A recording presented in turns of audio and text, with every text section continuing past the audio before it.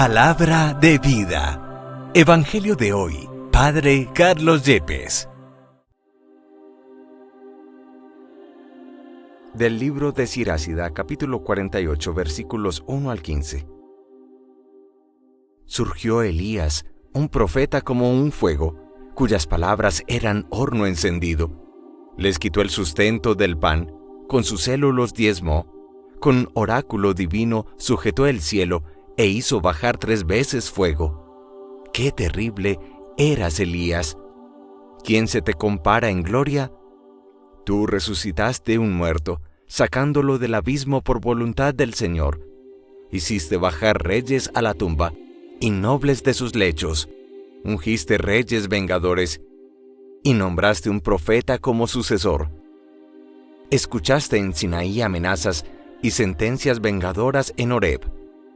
Un torbellino te arrebató a la altura, tropeles de fuego hacia el cielo. Está escrito que te reservan para el momento de aplacar la ira antes de que estalle, para reconciliar a padres con hijos, para restablecer las tribus de Israel. Dichoso quien te vea antes de morir, y más dichoso tú que vives. Elías fue arrebatado en el torbellino, y Eliseo recibió 2/3 de su espíritu. En vida hizo múltiples milagros y prodigios con solo decirlo. En vida no temió a ninguno, nadie pudo sujetar su espíritu, no hubo milagro que lo excediera. Bajo él revivió la carne, en vida hizo maravillas y en muerte obras asombrosas. Palabra de Dios. Te alabamos, Señor. Salmo 97. Alegraos justos con el Señor. El Señor reina, la tierra goza, se alegran las islas innumerables. Tiniebla y nube lo rodean, justicia y derecho sostienen su trono. Alegraos justos con el Señor. Delante de él avanza fuego, abrazando en torno a los enemigos. Sus relámpagos deslumbran el orbe, y viéndolos la tierra se estremece. Alegraos justos con el Señor. Los montes se derriten como cera ante el dueño de toda la tierra. Los cielos pregonan su justicia, y todos los pueblos contemplan su gloria. Alegraos justos con el Señor. Los que adoran estatuas se sonrojan, y los que ponen su orgullo en los ídolos. Ante él se postran todos los dioses. Alegraos justos con el Señor. Del Santo Evangelio según San Mateo, capítulo 6, versículos 7 al 15. En aquel tiempo dijo Jesús a sus discípulos: Cuando recéis, no uséis muchas palabras como los paganos, que se imaginan que por hablar mucho les harán caso. No seáis como ellos, pues vuestro Padre sabe lo que os hace falta antes que se lo pidáis. Vosotros rezad así: Padre nuestro del cielo, santificado sea tu nombre. Venga tu reino. Hágase tu voluntad, en la tierra como en el cielo. Danos hoy el pan nuestro. Perdónanos nuestras ofensas, pues nosotros hemos perdonado a los que nos han ofendido. No nos dejes caer en la tentación, sino líbranos del maligno. Porque si perdonáis a los demás sus culpas, también vuestro Padre del cielo os perdonará a vosotros. Pero si no perdonáis a los demás, tampoco vuestro Padre perdonará vuestras culpas.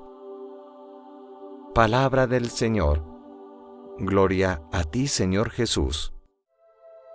El libro del Eclesiástico o de Jesús ben Sirá o de Sirásida, como lo queramos llamar, hace una enunciación, una elegía, una alabanza del profeta Elías, de su palabra que quemaba como antorcha, de su palabra que cerró cielos e hizo caer fuego 3 veces, y habla de la gloria de este gran profeta del Antiguo Testamento y de sus inmensos portentos. En efecto, enuncia Tú despertaste un cadáver de la muerte y del abismo por la palabra del Todopoderoso.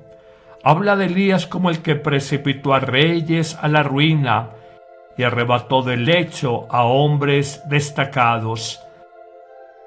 Habla de Elías como aquel que en el Sinaí escuchó palabras de reproche de Dios y en el Horeb sentencias de castigo. Habla de Elías como el que ungió reyes, vengadores y profetas que lo sucedieran. Habla de Elías como aquel que fue arrebatado en un torbellino ardiente en un carro de caballos de fuego. Habla de Elías como el que fue designado para reprochar los tiempos futuros y para aplacar la ira antes de que estallara. Y habla finalmente de Elías como el profeta que sirvió para reconciliar a los padres con los hijos y restablecer las tribus de Jacob. Sin embargo, Elías, más allá de todas estas glorias y grandezas humanas enunciadas en el capítulo 48 del libro del Eclesiástico, vivió persecuciones, incomprensiones, y probablemente de este profeta se dice es el que vivió una severa depresión tal como hoy la conocemos, al verse desbordado por su misión, cansado por el peso de su vida y tumbado a la sombra de un gran árbol, escucha al ángel que lo despierta en 2 ocasiones y le dice: come y bebe, porque el camino es largo y aunque parece que es superior a tus fuerzas, necesitas alimentarte del Señor. Algunos interpretan esta comida y bebida como una prefiguración de lo que siglos después sería el alimento santo y bendito de la Eucaristía, que Jesús dejó instituida en la última cena como hombre y la primera misa cristiana. Pero hablemos del Evangelio de hoy, un precioso texto de San Mateo en el capítulo 6, donde distinguimos 3 momentos. El primero, Jesús nos invita ciertamente a ser hombres de oración como el profeta Elías, a ser hombres de vida interior, de vida de relación y de amistad con el Padre Dios como el profeta Elías y como lo es el mismo Jesucristo. Pero nos hace una primera advertencia: cuando recemos, cuando oremos, no usemos demasiada palabrería, como lo hacen los paganos a sus ídolos, que se imaginan que por mucha perorata o por mucha verborrea espiritual, Dios les escuchará más rápido y les hará caso. La fuerza de la oración no está en el número de las palabras, sino en la fuerza y en la sinceridad que hay en un corazón enamorado y confiado en Dios. En un segundo momento, Jesús les advierte a los discípulos que no sean como los paganos, repitiendo palabras, pues el Padre de los cielos sabe lo que les hace falta a cada uno de ellos, conoce sus almas como nadie y sabe de sus necesidades antes de que la pidan, la eleven la plegaria al Padre Dios. Por eso muchas personas que en la vida cotidiana me dicen a mí como sacerdote: Padre, yo no pido nada para mí porque Dios sabe que me hace falta. Oro por los demás y le digo simplemente al Señor: dame lo que tú quieres para mi vida y lo que consideras que necesito para mi existencia.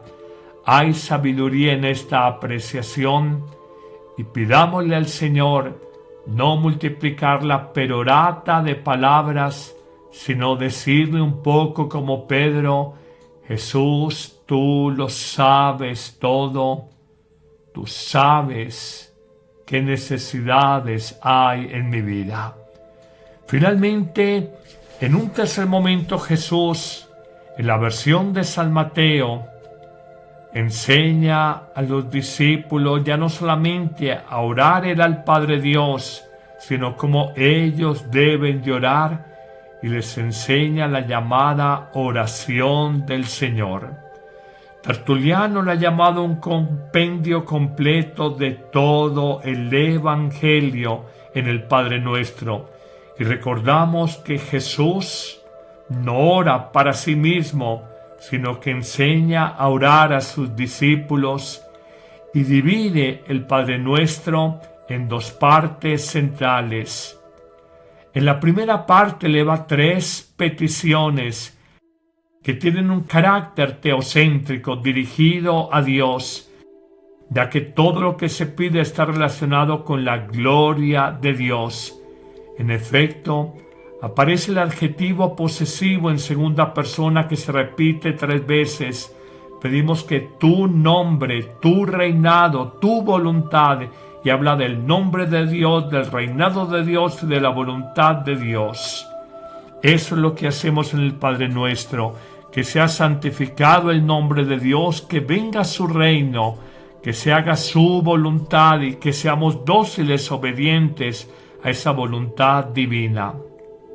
Luego pasa a un segundo momento y ya no es un carácter teocéntrico donde Dios es el centro de las peticiones, sino que pasa a un segundo momento donde clama por necesidades humanas. Y piden estas necesidades humanas en 4 momentos: que no nos falte el pan, el alimento, podríamos decir el techo, el vestido, la salud de cada día. Y no pide el pan del mes o el mercado del mes porque sabe que somos ingratos. Y si oráramos dame el mercado de cada mes, lo buscaríamos cada mes. Quiere que le hablemos cada día. Por eso nos invita a pedir el pan diario, el pan cotidiano, el pan de cada día. En una segunda petición clamamos perdón por nuestras ofensas bajo la condición sin la cual no obtendremos perdón, y es que nosotros perdonemos de corazón a los que nos ofenden, que no hagamos trampa a Dios ni la ley del embudo, la boca ancha del embudo para recibir el perdón del Padre Dios, y la boca angosta del embudo para dar a cuentagotas perdón a los que me han lastimado. Eso no lo acepta el Señor. Tan es claro que al final de la plegaria del Padre Nuestro reitera Jesús que si perdonamos a los hombres sus ofensas, también a nosotros el Padre Dios nos perdonará nuestras ofensas, pero advierte con severidad: si no perdonamos a los hombres las heridas que nos han causado, tampoco nuestro Padre del cielo perdonará nuestras ofensas, nuestros pecados.